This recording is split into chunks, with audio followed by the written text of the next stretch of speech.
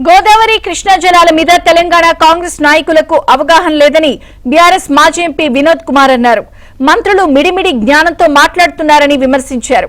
Kaleshwaram కూలితే pump హౌస్లు ఎలా నడుస్తున్నాయో మంత్రులు చెప్పాలని నిలదీశారు.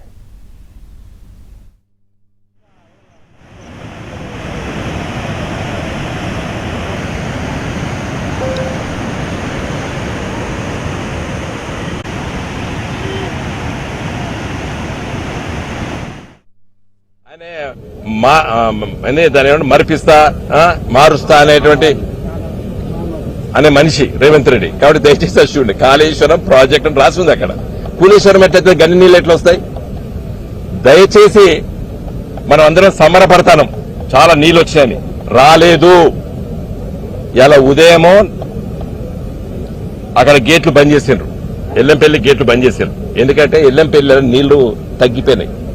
కేవలం ఇప్పుడు 13,000 క్యూసెక్లే ఇవ్వాలి. ఇప్పుడే నేను కార్ల సిడబ్ల్యూసీ మొత్తం లెక్కలు తీసిన. కేవలం 13,000 క్యూసెక్లే వస్తాను ఎల్లంపల్లికి. అందుకోసమే ఆపేసారు, గేట్ బంద్ చేసింది ఇవాళ పొద్దున.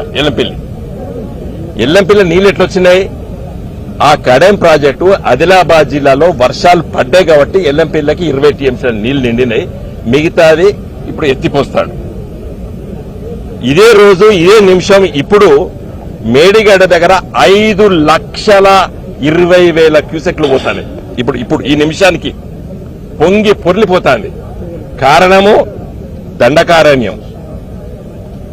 తర్వాత మహారాష్ట్రలో ఉన్నటువంటి గడిచోర్లి, మధ్యప్రదేశ్ లో ఉన్నటువంటి అడవి ప్రాంతాలకు వెళ్ళి ఇలా పొంగి పొర్లి ఇలా నీళ్లు వస్తున్నాయి. 5,00,000 క్యూసెక్ల నీళ్లు పోతున్నాయి. మేమేం చెప్తున్నాం, అక్కడ మోటార్ ఆన్ చేస్తే సరిపోతుంది.